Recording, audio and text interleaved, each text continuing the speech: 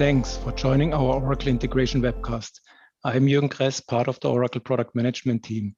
In case you missed one of our webcasts, on-demand recordings are available on Oracle Video Hub, including presentation for download.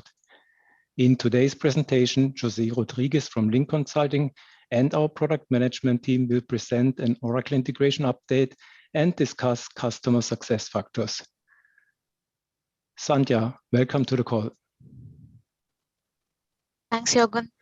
I'm part of the integration product management team, taking care of integration insight. Thank you. Thank you. Jose, welcome to our webcast. Hi, Jürgen. Hi, everyone. I lead the integration cloud native and virtual assistant service portfolio at Link Consulting, and it's a pleasure to be here. Harris, thanks for joining.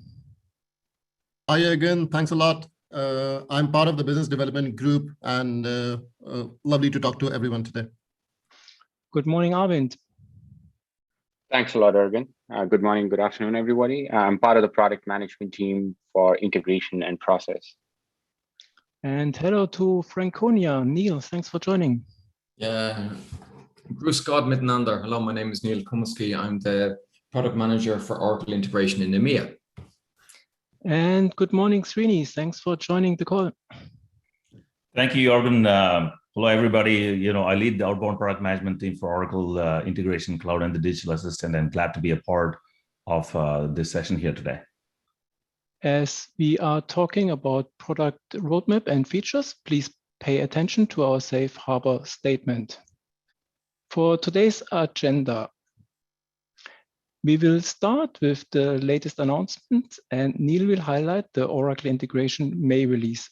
Jose and Harris will discuss a customer success story, and Arvind will present the B2B demo. At the end of the webcast, we will answer your questions. So let's get started. Over to you, Srini, for the latest announcements. Thank you, Jürgen.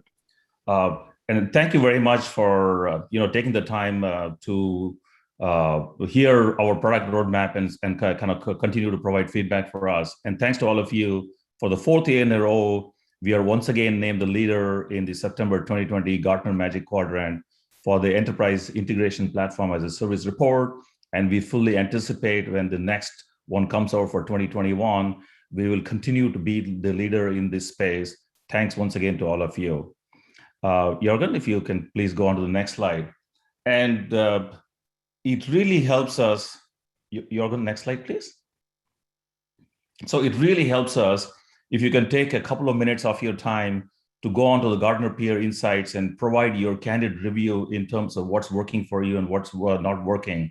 Gartner uses this data in order to continue to rank us, and equally important, it also helps us understand what's working for you and what's not working for you so that we can incorporate the right elements in our product roadmap and make sure that the experience for you folks as you use our product is a very delightful one, right? And you're going to the next slide, which is the really interesting part of the whole thing is, I'm very, very pleased to say that as soon as this webcast is over and you folks have a copy of this deck, you will be able to get access to this particular on-demand webcast where you have a great opportunity to hear one of the most distinguished analysts that I've ever had an opportunity to interact with at Gartner, Massimo Pezzini. And he's done a wonderful job of articulating his vision in terms of how leading companies out there are leveraging the concept of digital hub in order to accelerate their initiatives and business initiatives to kind of deliver better services and better products to their customers. So I would encourage all of you to listen to Massimo about his vision in terms of where this is going, and also have an opportunity to listen to Suhas, who's a very distinguished speaker who leads our integration product and the digital assistant product, to say how Oracle is actually helping our customers with the concept of the digital integration hub and how it can help you fuel your innovation. Thank you, Jürgen. Thank you very much, Srini, for those key announcements. We are recording today's webcast, and the recording will be available at Oracle Video Hub. If you are not yet subscribed, please visit bit.ly/watchintegration. For collaboration, we would like to invite you to visit Oracle Cloud Customer Connect. There you can ask your questions.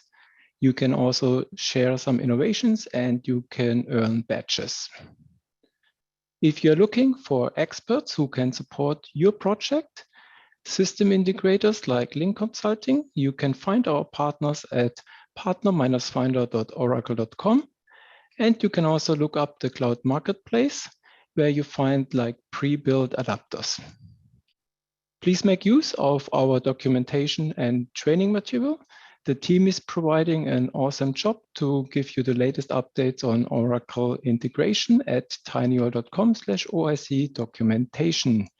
If you would like to try the product with the tutorials we provide, you can get a free trial, which includes Oracle integration at oracle.com/tryit. For more information and all the details, please read our new Oracle integration customer newsletter.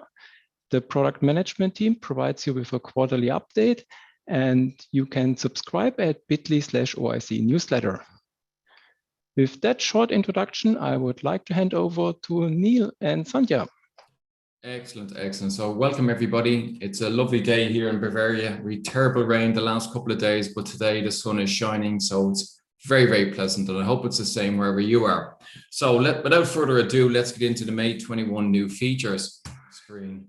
So again, just going back over our methodology here, we have the concept of these. We don't have the concept of these quarterly updates. We do have quarterly updates. The last one there, of course, one we're talking about now is May 2021. But of course, there was a release planned for August, November, and of course, then back into the spring of 2022. So one of the things that we do not cover in this, and we cannot cover in this session because purely of the constraints of the duration, is all of the new features. So the new features are discussed in depth in the What's New docs, which are available on docs.oracle.com. So they will go through every single feature, describing exactly what it is and pointing you to the documentation for more information. So again, this link will be available on the PowerPoint when you get it. So again, our product focus areas.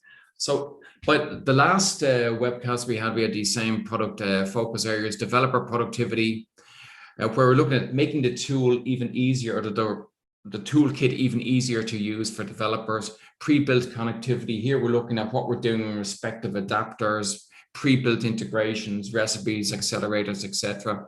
Of course, the other areas are very important as well: operations, reliability and scalability, and real-time visibility, where we'll be looking at integration insight.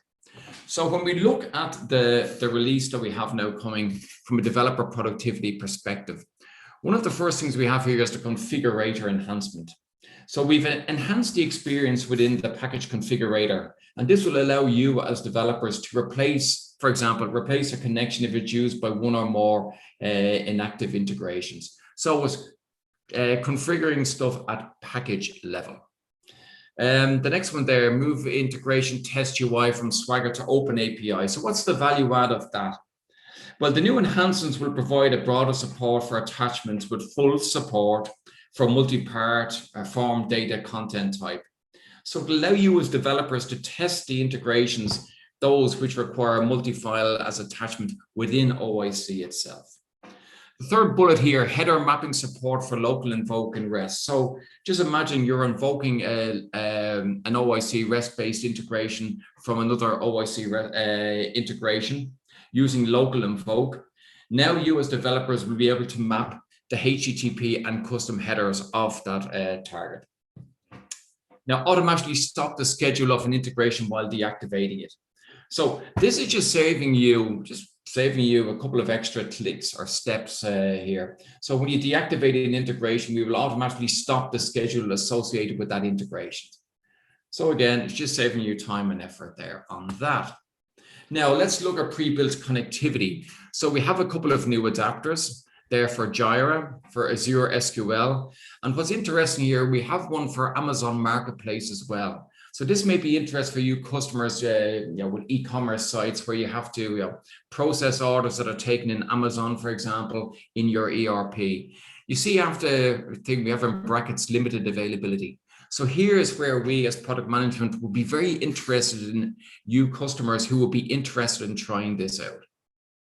So please, you can either put it into the Q&A or mail us afterwards, but that's just a call to action for those interested in trying out the Amazon Marketplace adapter.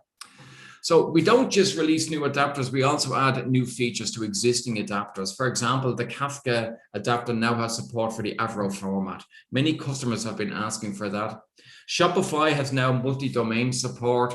And another thing we have here is an ATP ADW, bulk data file import. And that's something I will be demoing afterwards. Now, this is a very compelling new feature here that leverages OCI object storage under the hood to allow you to performantly import large files into your ATP database or ADW database. The Salesforce Commerce Adapter has been augmented to support the Shop API, whereas the Workday Adapter, additional interfaces have been added there, i.e. more functionality for you as users there. Now, what we also have from our partner, Advantco, we have a set of, we have 5 adapters or custom adapters developed by this partner. Now, these aren't shipped with OIC per se, but they are available via Advantco, and the information about each of these adapters is available on the Oracle Cloud Marketplace. So if you go to the integration section on the Oracle Cloud Marketplace, you will see these 5 adapters. Advantco describe exactly what use cases they support, and then you have the contact there at Advantco if you want to progress with that. So now I'm coming to the ATP bulk load demo. Now, to save time, I've actually did this as a video. This is my first time actually using a video, but here, let's go and do it. So in this simple example, I've got a file in FTP here, and I want to process that file and push it to the Oracle Autonomous Database here. So it's going to go through OIC. We're going to use the FTP adapter to read that file. And then the ATP adapter here will do the magic. The magic consists of pushing that to an OCI bucket and then calling a function within Oracle ATP to load that file, it's a DBMS package, to load that file from the bucket into the database here. Now, I also have the option when configuring this in the ATP adapter, whether I want to delete the file after successful upload from the bucket here, or else leave it, which is what I do in the demo. So I'll just progress through this here.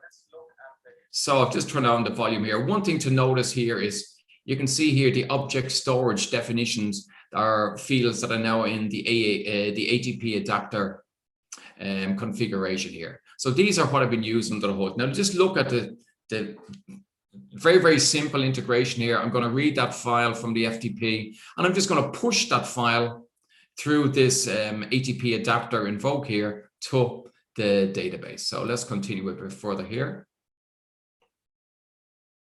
So now I think I'm just going to go in here and just show you what this looks like here. This is the bulk orders. And here it is here. So you can see we've got a new operation available here. Perform bulk data import operation. So it's as simple as that, so to speak.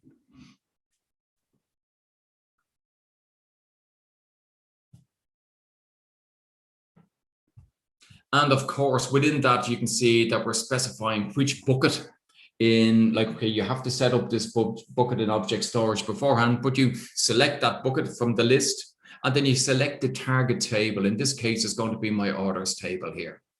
So very, very simple what we're doing here. And of course, I can specify which fields from the orders table I'm going to be filling here. And there's the checkbox I mentioned, giving you the ability to keep the file after completion or delete it. And there are the fields from the database table. So here's my list of orders. I just say is for the hair, the dog, pub, Guinness, more Guinness, even more Guinness. And that's what we're going to be loading here, those orders. And very, very simple. What happens here? Here's my database. So this is my target database in ATP. As you can see here, it's empty. And now I'm just going to go in and kick off that demo. So all I'm going to do is submit now.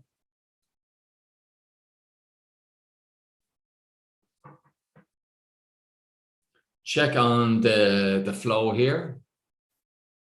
It's completed. I drop across now to look at, here's my object storage. So just refresh my object storage. So of course, here's the CSV file I was showing you earlier there. And I go back to the database and the data is there. So I know that's very, very simple, but very, very succinct. And I think that's one of the nice things, like it's what we're looking at here is not a complicated demo. And that's what I love here as well, is the fact that it is so simple, and the way OIC takes really, it makes the complexity totally transparent for you as a developer of the integrations. So now back to the presentation. Now, we've done great stuff with Insight in this release as well. And Sandy is going to go through a demo showing exactly the highlights of this. But still, for those folks who aren't too sure of what Insight actually gives you, just think of it. You've got OIC with the integrations running, with your business processes running. And of course, you've probably got many business users interested in what's going on in those integrations and in those processes. Now, for the sysadmin style folks, they can go in and they can look at the traces or the tracking within OIC. But what about the business users? And they don't want that sort of single view of a flow by flow view. They want aggregated views. You know, what are my top products that have been sold this week? You know, for an onboarding scenario, you know, which department is hiring the most people, where the top salaries been paid, et cetera, et cetera. So these real-time business dashboards give you real-time visibility into your business processes. And of course, they are for the business owners. And because the business owners won't be using OIC, the business owners will be using apps such as Fusion ERP, for example, or NetSuite, or Oracle HCM. We would be able to embed we are now able to embed these dashboards in those apps. So that's like really key benefit. It's not as if, oh, you've got another tool that you have to, you know, go to see these. We show them where you do your work. So of course, Insight itself is very, very easy to use, and you define your business metrics via dashboards. And of course, there's no need for IT resources to do this. Like, you were deciding, what are the milestones in my business processes? Which are the milestones that the business folks are interested in? And based on those milestone definitions, dashboards will be generated, and data will be pushed to those dashboards at runtime from your integrations and processes. So you can see here, drag and drop key business milestones and all of that sort of stuff here.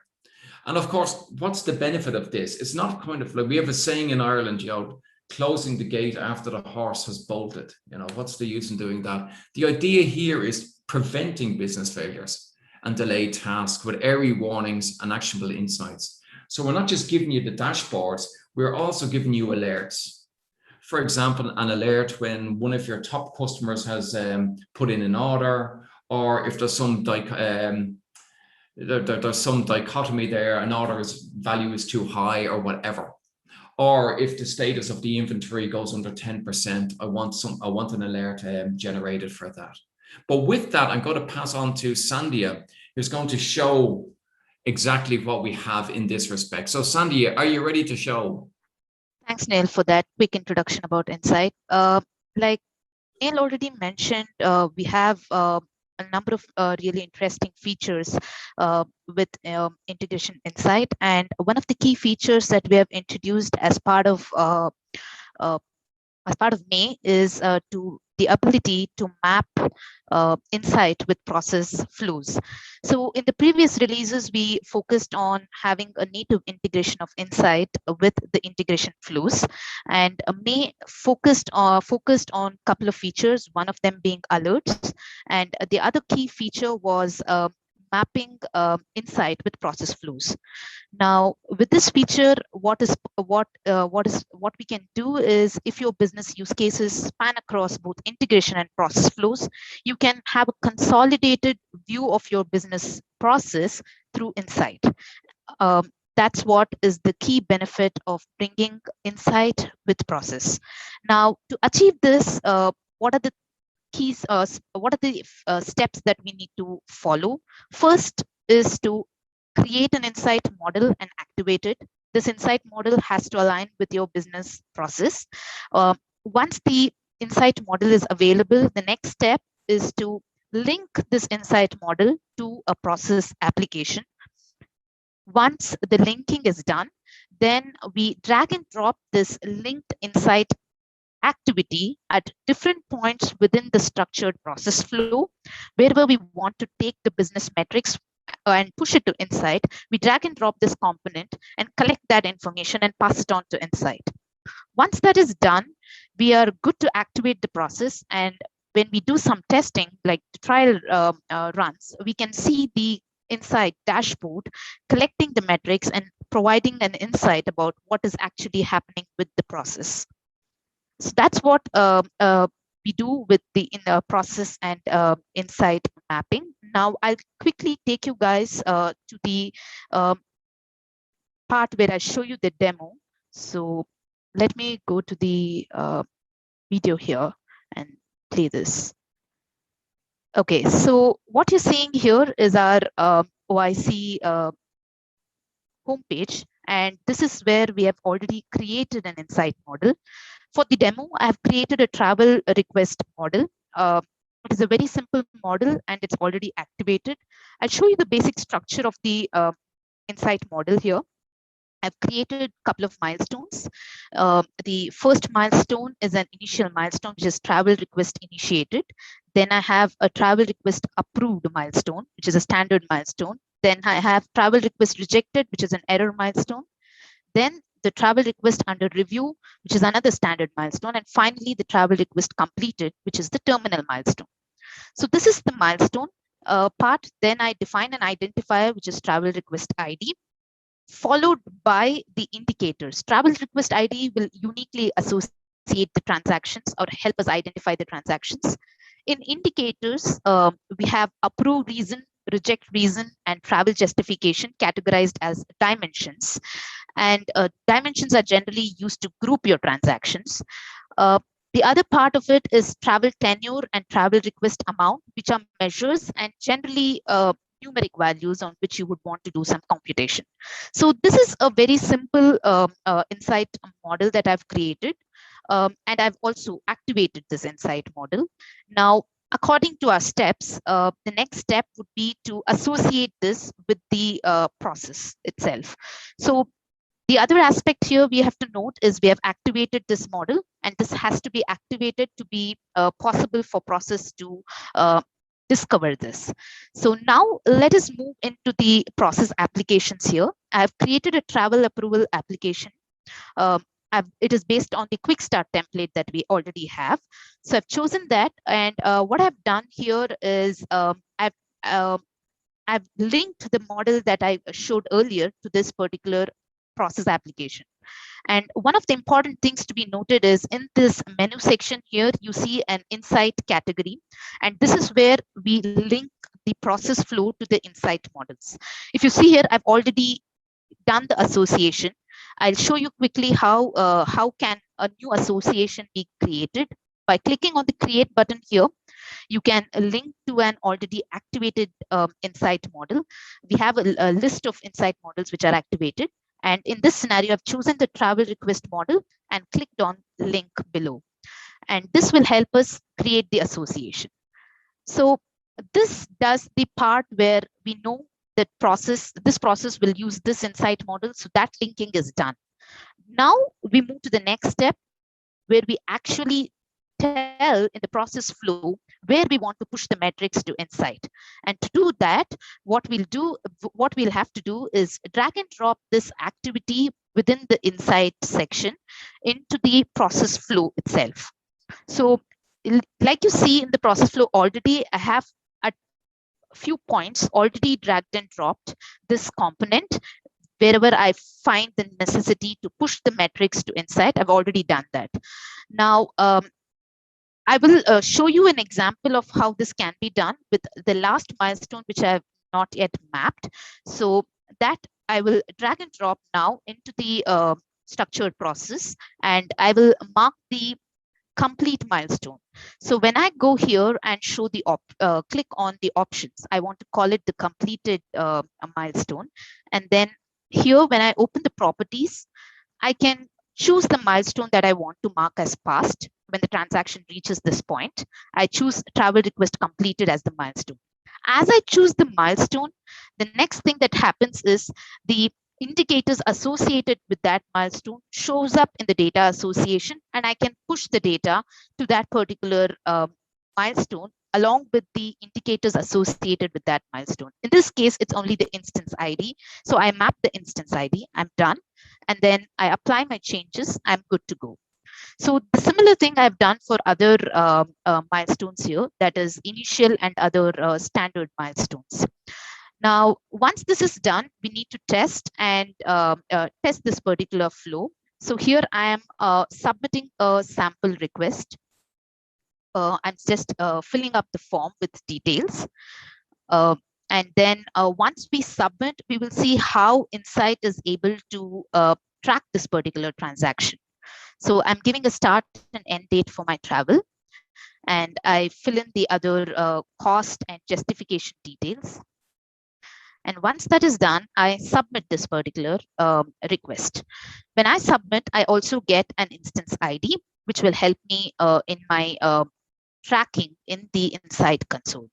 So now let us move to the Insight console and see how this particular dashboard looks like. So now the request that we submitted, let's get into the milestone list view from the summary here.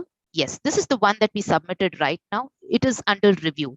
So the travel request has been submitted, but it is under review. This means there must be something waiting in my tasks. Yeah, I do find something here.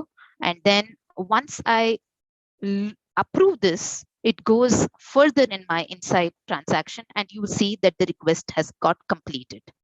So in real time, you're able to understand and get a real-time visibility into what's exactly happening with your process transactions. And you can also understand exactly at what time each of these milestones were passed by that particular transaction.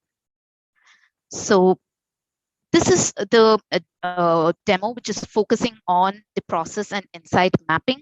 Like I said, it can also be extended to scenarios where you have use cases spanning across multiple integration and process flows. You can build a consolidated view in Insight and understand how your business is performing and where attention needs to be given. With this, I come to the end of the demo. So here's the plan of intent for the August release. Now, the update window will be July 14th here. And we see here developer productivity. Here we've added great new functionality with the conversational assistant to support Oracle integration users. So this is a chatbot that will give you advice on OIC. So we'll see a simple example of that going forward now. Process, we see there's some additions that have been made there as well, making it easier to search tasks based on business data and so on. We've new features as well in Insight coming as well, enhancements to the embedded Insight process progress tracker. You may have 20 milestones, but for the progress tracker, you only want to show 6 or 7 of them. You will be able to do that as well. And more features in respect of alerting and so on. So if we go on now here to this thing here, just to show you, I think I should have it here as well. Yeah, new adapters as well. You can see here, there's a plethora of new adapters going to be available in August. Zendesk, Sugar CRM, eBay. Again, eBay, think of e-commerce and so on. New features to existing adapters, as you see here. B2B will also have new functionality, and Arvind is going to be going in depth into B2B and what it actually offers today in a few minutes. And then a plethora again of recipes. Now just think of recipes. These are quick starts for you folks. If they are best practice implementations of specific integration use cases, and you just point them to your source and target and they will run, and naturally enough, you can configure them to suit your needs. So again, this is the innovative product user assistant I was talking about there. And just to give you a view of what that could look like here, I think we have a movie that will show up here in a second. If not, I will. Oh, here it is here, yeah. So you can see, you can imagine this is something that'll be embedded in OIC that allow you to just, okay, what can I help you with next? And you say, how do I import employees into HCM? And it'll, okay, where's the data coming from, et cetera, and point you to examples for all of these things here, which new features are available and all of this thing, making it just even easier for you to get the salient information that you require to be successful with OIC. So without further ado, I'm going to pass on to Jose from Link Consulting. Thank you very much. Thank you very much, Neil. That was an impressive presentation. And thanks for the detailed updates on the product releases, on the May release. And thanks to Sandhya for the nice demos. We continue with our customer success story. And I would like to hand over to Harris and Jose. Thanks a lot, Jürgen. And yeah, looking at all the features which are coming, I think they're all very exciting. Right now, I will just like to have a chat with Jose. Jose, how are you today? I'm fine, thanks. And you? I'm good. I know you introduced yourself briefly at the start of the call, but can you please just introduce yourself one more time? Yeah, sure. Yeah. So I lead the integration, the distributed architectures and virtual assistant service portfolio at Link Consulting. I've been in the IT for roughly 20 years, 20 something, with the last 13 to 14 strongly focused on Oracle middleware. So first, of course, with BPM and so, and now with OIC, API platform, API gateway, you name it, as well as on Oracle cloud infrastructure. Great. And I know I've been talking to you about the customer. So which customer are we going to be discussing today? So we're going to talk a bit about Prio. Prio is one of the biggest players in the oil and gas industry in Portugal. They do not only fuel and gas retail, but they are also strongly involved in sustainability and recycling. And they're one of the biggest players in the electric mobility area right now. So they have this multi-cloud strategy at heart, and nearly all of their systems are currently running in one of their cloud providers, which also adds a bit of a challenge with when it comes to integration. So I think we are just on that. On that. So Prio, as a major company, you mentioned that they have quite a few challenges when it comes to integration. So what are some of those customer challenges that they were facing before you embarked on this journey? So I think it's also because they started pretty early to put the majority of their systems in the cloud. They ended up adopting a lot of point-to-point integration strategy. So they didn't have anything centralized. And so this with time, of course, became an issue that they needed to solve. This also brings specific challenges on monitoring and in visibility of what's actually going on. And because they have like 40 to 50 distinct systems and solutions, they ended up doing the integrations in all kind of technology flavors. So ones were done in technology A and ones were done in technology B, and then things need to match up. And this always kind of drained them in terms of their own internal resources, because they needed so much distinct expertises, and also led to typically large development times. So what they really wanted was to have like an integration backbone, something that in which they could build their integrations, and in which they could not only design the integration, execute it, but also control and manage pretty much all aspects involved. Great. And, Prio, I think from these challenges, what I understand working with you, they decided to choose and use Oracle Integration Cloud. One of the great aspects of this story is when I look at your customer benefits, it seems like SAP was the center of their main ERP platform. And how did you find using Oracle Integration Cloud, integrating with SAP and other applications? Yeah, well, for us, it was actually the first time that we used the SAP adapter extensively. It was, I mean, it took us so much time from a lot of the integrations that we need to do, and it really helped help deliver the actual project sooner. Prio does it's completely SAP centric, so pretty much everything that is done with regards to every part of their business, from the fuel retail to the electric mobility to the recycling part, the refinement also. So everything goes through the SAP. So we did a pretty extensive use, and I can say that the feedback that we can give is that it works, and it really allows us to deliver quicker integrations with SAP. Great. So we find that when we were working with Prio and integrating with SAP, using those adapters really benefit you, while you are using some other adapters, of course, the SFTP adapter or file adapter. Beyond Oracle Integration Cloud, I'm seeing a few other applications here. So how do they play a role in this architecture?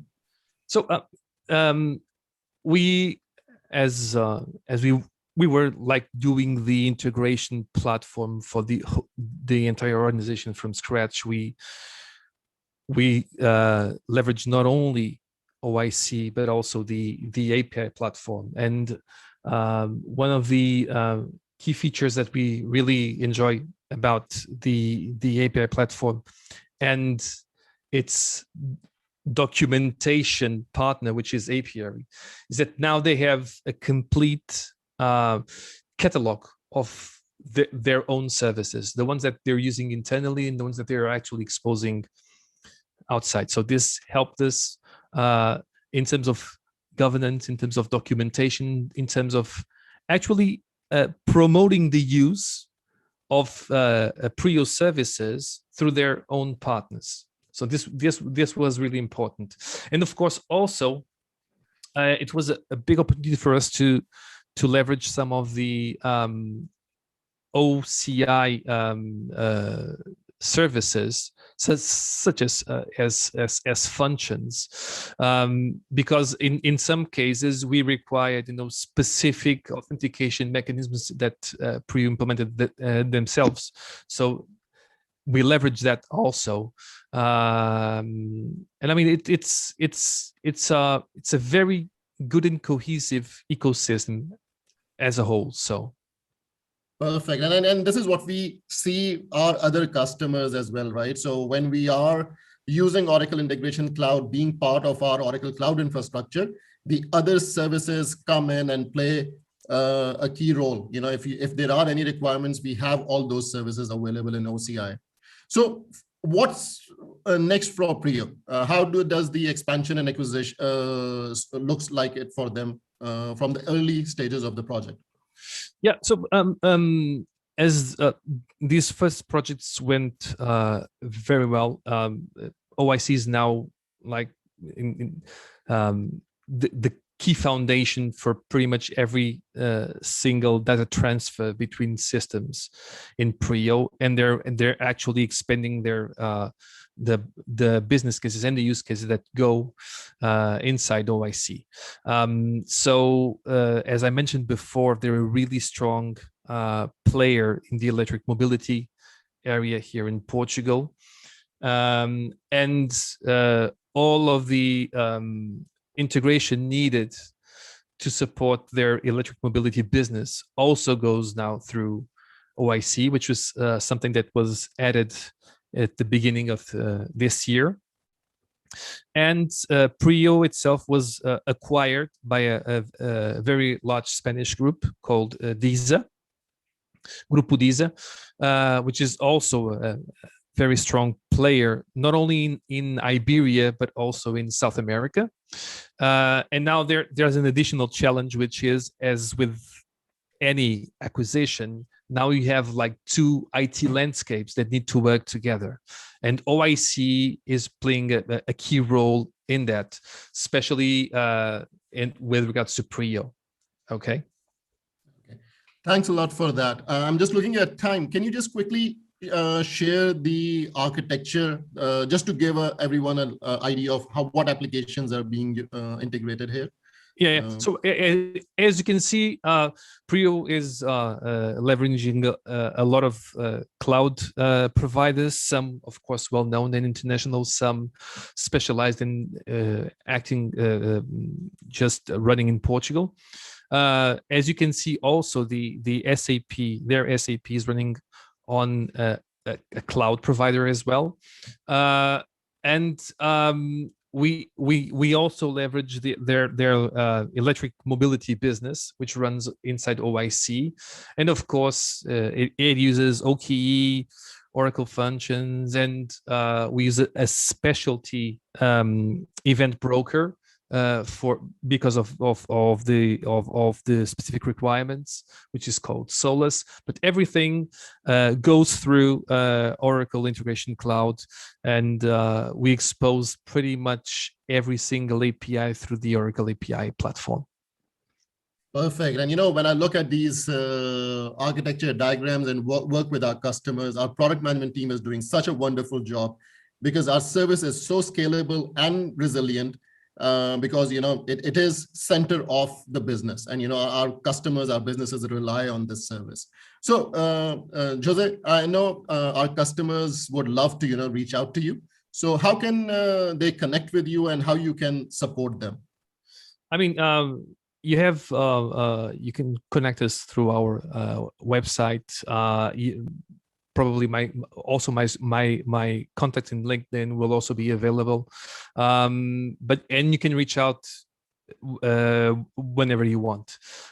We have 4 specialty products with regards to cloud and integration. First, it is an integration kickstart. We help companies who are still not well matured in the integration space to kick off a similar approach as we did with Prio. We typically start small, we prove the business value, and then if the customer wants, he can expand. What happened with Prio, just to share our experience, is that Prio brought in their own resources, and they learned on the job with us. So now they're pretty much independent. So they're now doing their own OIC integrations. We also feature an integration academy in which we train organizations in integration. We do interesting shifts. We use a specialized RPA tool that we developed in-house, and we do things like we pick up your SOA and OSB integrations, we transform them to OIC, and we do the same with WSO2, Fuse, MuleSoft, and it's also when you decide that you want to shift your integration platform, it's a very nice approach because it really saves you time. And finally, just to wrap this up, we have a link to cloud, what we call link to cloud, which is a series of cloud architecture archetypes that instantiate automatically a given set of use cases. So the organizations just need to bring their own code. They don't have to worry about anything. We supply these automated scripts that create the infrastructure, create the Kubernetes clusters that will support the applications. They just need to bring their own code, and we supply everything: security, DevOps, monitoring, everything straight out of the box. Sure, Jose. Thanks a lot for that. And I know from Link Consulting, they can reach out to you, our customers across EMEA. I know our customers are working with you, whether they are based in UAE or Portugal. So the location doesn't really matter. Yeah, so over to you, Jürgen. Thanks a lot for this. Thank you so much. Thank you, Harrison, and thank you, Jose, and congratulations for that amazing customer success stories. And yes, Link Consulting has delivered projects across the globe. So if you want to do an integration project, shift workload, and connect with SAP, they're definitely one of our excellent partners to support you. With that, we would like to hand over to Arvind to give us an update on B2B. Arvind, over to you. So we'll go through a quick update on B2B, and specifically we'll focus on the May release, and we will walk through a quick demo as part of this. So, Oracle integration has been adding more and more B2B capabilities that fundamentally enables you to consider Oracle integration as a single integration platform, especially when it comes to doing multi-enterprise collaboration using B2B standards and protocols, such as EDI X12, UN EDIFACT, or AS2 and FTP. We have been continuing to add more persona-based capabilities, such as schema development for X12 and EDIFACT, trading partner management, B2B tracking. So there's a lot of capabilities that we have been adding, which fundamentally enables you to handle transactions coming from your trading partners, suppliers, customers, and manage that all the way through to your applications and directly integrate them. So as part of our update today, we will look at 3 new exciting features that we have added to B2B as part of our integration. The first one is transport support. So we introduced trading partner management as a core capability as part of our Feb release. We have now enhanced it to include transport creation. And we will also look at how the B2B integrations are created as part of this new feature. If you recall in Feb, as part of the Feb release, you still had to create your integrations for B2B, but we are now supporting the auto creation of these integrations, which means that as a B2B user, as a B2B analyst, you will not have to do actual work on the canvas. Rather, for FTP and AS2 protocols, for send and receive integrations, we will actually create them for you. The other capability that we are adding that is exciting is EDIFACT format support. We had added X12 previously, where you would be able to design schemas and create documents and use them in trading partner management. We have added support for the UN EDIFACT standards, and we will actually walk through that as part of the demo today. So let's go through a few key areas or standard support that we provide as far as B2B is concerned.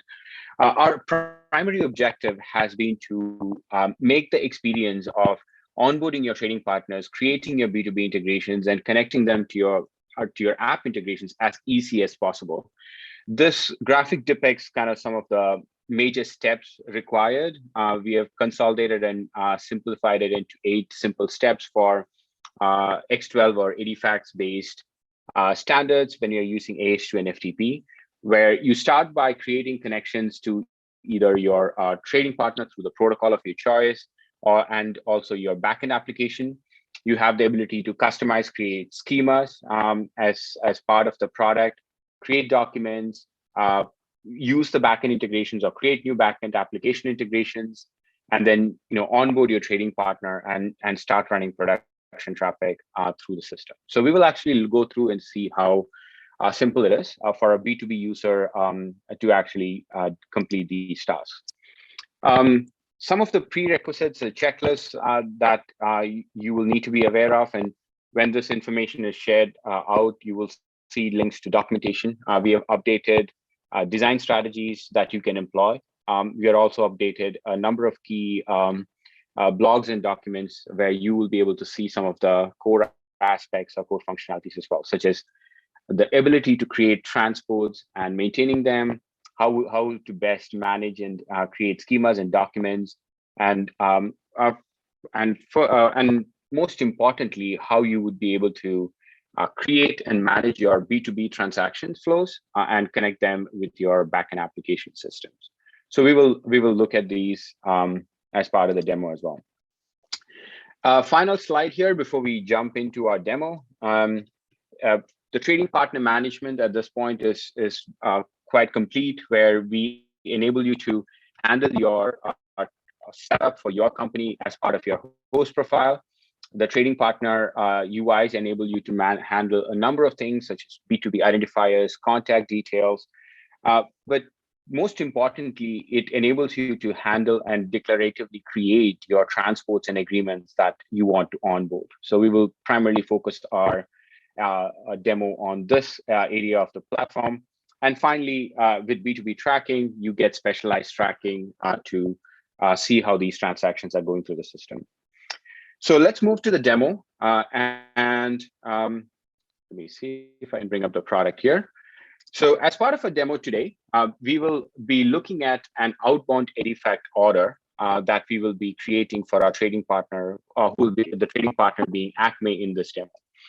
So as part of our main release, we have added in the B2B design time, which is in the left panel here as part of our integration, we have enhanced the trading partner UIs to essentially have transports as well. So we will be actually onboarding a transport, but before we do that, let's actually look at the EDIFACT support that we've added as part of our the current release. With your previous releases, what you were able to do was you were able to create XML-based transactions in our system. So now what you can do is you can say orders with Acme, and you can select EDIFACT. I'm going to select the D98A. We support quite a lot of standards here as part of EDIFACT, all the way from 96 till 2020 in the product. So you have quite a lot of support. Similar to what you would be able to do for X12, you can actually see the standard, the message here. You would be able to see the different schema structures, come in here and say, for additional text, additional information, let's say that I want to modify something. You can come in, modify the max lengths, min lengths, usage conditionals, make fields mandatory. You also have the ability to manage and maintain some of the lookup and code lists and such. So there is quite a lot of support for these EDIFACT schemas that are part of the system. So in this demo, I'm now going to make a change. I'm going to save this as is. And with the current release, you have the ability to now add EDIFACT documents as well. So once you have created your schema, so you'll be able to come in here and say that I want to select the 98A. You can select orders. And once you do this, you would be able to say which particular schema that you have customized you want to use. So this gives you support for EDIFACT transactions, similar to how you would have handled X12. And once you have this, you would be able to come in to the transport and onboard transports. So here, we will say AS2 with Acme, and you can create the connections. And once you create the connections, you can actually say AS2 with Acme for the actual integrations. And these integrations will be auto-created for you, which means that as a user, you will not have to do anything. And once you deploy these transports, your integrations would also be deployed behind the scenes. So let's go ahead and quickly create an outbound agreement and actually run a transaction quickly. And let's say orders. You will have the ability to select all the details that you needed for the envelope, similar to what you would have done for X12. So you will be able to do all of this now for EDIFACT. Once the transport is selected or created, you can select the transport that you just deployed. And with similar to X12, you have the ability to handle functional acknowledgements as well from the product. And all of this can be created, deployed from right here within the trading partner once you're back in integration. So at this point, I have my transport as well as my outbound agreement created. So I'm going to run a test transaction here. And once this test transaction is run, I can go to my B2B tracking. So under monitoring, we have specialized B2B tracking.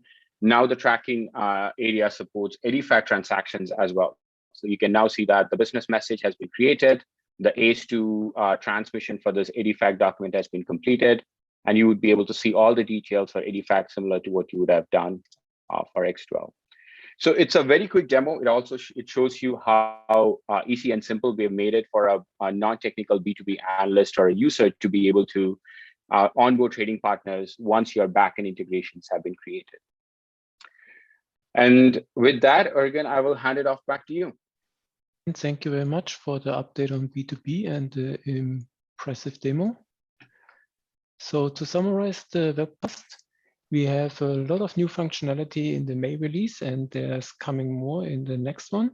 And discover new functionalities like the Oracle Insight and B2B. If you would like to learn more, please visit the Oracle integration website. And if you would like to try Oracle integration, you can start with a free trial. If you started, you please make use of the documentation. There you can find also some labs. And today's webcast is recorded and will be available at Oracle Video Hub. For more information, please subscribe to our quarterly newsletter and read the spring edition at bit.ly/OIC Spring 2021. I would like to say thanks to the whole team for answering all the questions in the Q&A module. And for the benefit of the audience, we would like to read out some of them. So Sally Shan is asking, what is the best way to handle bulk uploads? And what is the maximum file size in OIC? Maybe Neil, you can address this question. Yeah, I think I addressed it in the chat. I ingested in the chat as well. Essentially, there's no limits on this. Like the read from the FTP can be done using chunked reads. So that's one way of breaking down the huge document. Now, if there is a particular use case that you have in mind, particular volumes, just send me an email and I'll check that out for you. Thank you, Neil. And the next question is for Michael Miner. Michael is one of our product managers on the adapter side, and Teddy would like to know if it's possible to develop an own adapter. Yeah, currently we don't have, the adapter SDK is not publicly available. So we only are making that available to a limited set of partners. We will look at providing it to be public at a later date. So the good news is Oracle is working on an adapter SDK, which we use to develop adapters, and Oracle partners can get access to it. So if you're interested, please contact myself and we will start the discussion with you. Michael, we had a lot of questions on adapters in the FAQ. Do you want to summarize some of the questions and point out some highlights? Sure. Yeah, we do have a very aggressive roadmap for adapters. Many of our customers, such as ones today, are asking for additional adapters to additional applications, and we are aggressively looking to support those adapters. A couple of questions came up about database adapters. We are actually looking, we are planning to develop a generic database adapter that will support a number of third-party databases. We are looking at NoSQL. Initially, we're going to support SQL-based databases, but we're also looking at supporting NoSQL databases as well. Thank you, Michael. If you have questions, you can still post them in the Q&A tool, and we will try to answer them. Next question is for Simone. Simone, Daryl would like to know what is our strategy from an integration perspective to work with DevCS and Git, as it was mentioned. I'm sorry. Yeah, that's actually, that would be a question for Anthony. We are working with the Visual Builder Studio team on a strategy for CI/CD. There's a blog out there right now from Anthony that should help you with CI/CD today, but we are thinking that Visual Builder Studio is the right tool to combine with OIC for that. And it's still in the works, but once we have more clarity, we will send out a blog, and then we will add it to our documentation as well. Thank you, Simone. And the next question is for Jose from Link Consulting. You showed the architecture of Brio and how they use Oracle integration to connect SAP. And One of the connections you did build is to OutSystems, where they do some custom development in a low-code environment. And can you give us some details how they integrate and why they don't use VBCS? So it's basically a case of missed timing. So Prio is an early adopter of OutSystems. Of course, OutSystems, as you may know, is a Portuguese based company. It started in Portugal, and so a lot of the big companies here ended up being early adopters of OutSystems. They're currently, at least to my knowledge, they're currently not using the business process, I think it's called transformation tool technology, sorry, the VPT, which is pretty much like process is in OIC. So they're just using it to develop apps. I'm pretty sure that if any business case appears which requires us to leverage automated processes, process will give them a run for their money. Thank you very much, Jose. And the last question goes to Neil. Srikant would like to know, what is a recipe? Well, a recipe, think of a recipe as a best practice implementation of an integration use case. For example, an opportunity in Salesforce morphing into an order in NetSuite. We provide you with this recipe, and you could conceivably just point it to your Salesforce and point it to your NetSuite, and it'll run. Naturally enough, it's just like any other integration. You can go in and edit it, for the customizations that you require. So just think of it as it's a quick start. Instead of being on rung 1 of a 10 rung ladder, you're on rung number 7, and you've just got to put in your customizations, and then you're finished. And as you can see, going forward in August, we are placing more and more emphasis on this. So not just providing you the platform to create your integrations and your processes, but providing you out of the box integrations so that you can get running immediately. Thank you.